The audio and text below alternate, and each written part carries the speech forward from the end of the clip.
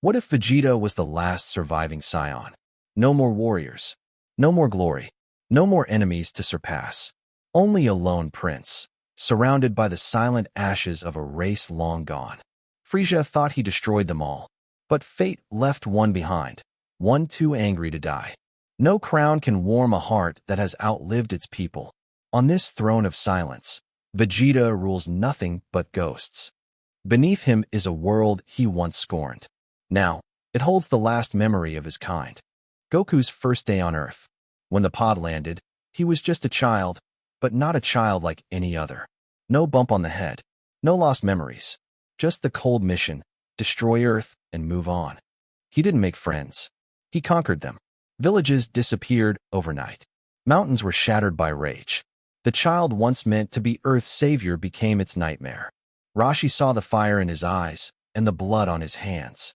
The old master tried to teach him control, compassion, but the boy laughed. Kindness was weakness, and weakness would not survive. Earth's last defenders fell. Kami, Yamcha, even Tien, crushed beneath Saiyan wrath. And from the wreckage rose not a hero, but a tyrant. What if Gohan turned evil after the Cell saga? Cell was gone.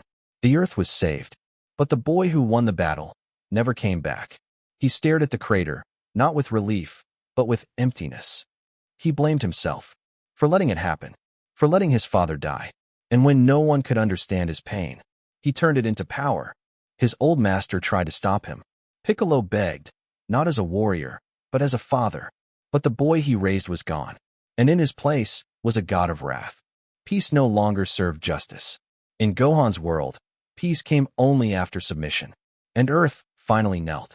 What if Gohan turned evil after the Cell saga? Cell was gone. The Earth was saved. But the boy who won the battle never came back.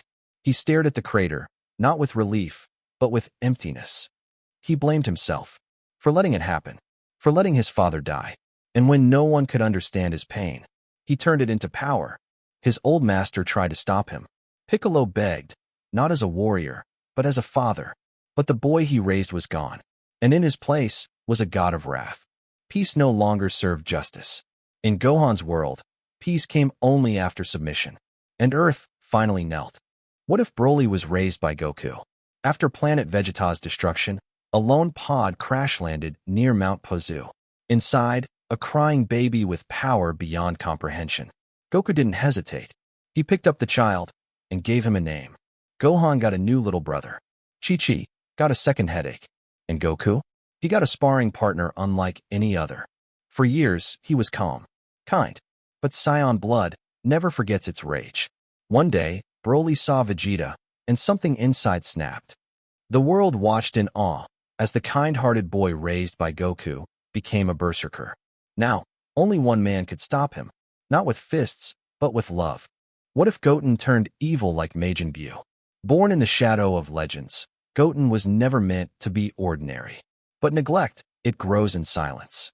And deep inside the boy, something dark began to bloom. They thought Majin Buu was gone, but a trace remained, and it found a vessel. Goten's heart, kind, but ignored, became its new cradle. He stopped smiling, stopped training, and one day he vanished. When he returned, cities burned behind him, and the symbol of Majin glowed on his forehead. Goku never imagined his own son would stand against him. But this was no longer the boy he raised. This was the rebirth of Majin Buu. What if Vegeta became god of destruction? After years of chasing strength, Vegeta stood at a crossroads. Whis whispered of a new path, not as a protector, but as a destroyer. He trained in solitude, unlearning mercy, embracing judgment. And when he emerged, Vegeta was no longer a Saiyan prince. He was a god. A corrupt empire rose. And without hesitation, Vegeta erased them with a single word, Hakai. The universe trembled, for its new god did not smile. Goku watched his friend become something else, something terrifying. Now he must ask, can a mortal stop a god without becoming one? What if Piccolo never turned good? After Goku's sacrifice against Raditz, the world expected Piccolo to change, to become a teacher, a hero. But what if he chose vengeance instead of virtue? Without Gohan's light, Piccolo never softened. He reclaimed his title, Demon King Reborn, and began his conquest of Earth. Tien, Krillin, even Goku's ghost returned, but none could stop him. Cities burned. Hope faded. The world was ruled by fear and green fire. Chained and broken, Gohan waited. Until one day, he broke free. Not as a student of Piccolo, but as the one meant to end him. What if Bardock raised Goku on Earth? In the final hour of Planet Vegeta, Bardock defied fate. Instead of dying with his people, he escaped, with his son, to a blue world, where hope had not yet died. Hidden in the mountains, Bardock trained Goku not with kindness, but with truth. They hunted, fought, bled, and the earth trembled beneath two Saiyans born for war. Raditz came expecting weakness. He found a boy raised by a warrior, and a father who never forgot what the Saiyans lost. This time, Earth would not bow. Goku was still pure-hearted, but he wasn't Kakarot anymore. With Bardock behind him, he wasn't just fighting for Earth. He was fighting for legacy.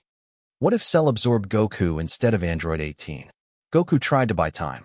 He teleported into battle, hoping to distract Cell. But in one flash, the unthinkable happened.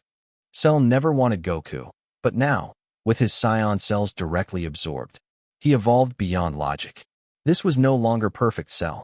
This was something divine. Gohan never had a chance. Vegeta couldn't believe what he saw. Even Shenron could not fix what followed. From a timeline of ruin, future Trunks returned. He had seen gods fall. He had trained beyond limits. And he carried one thing Cell couldn't absorb: rage.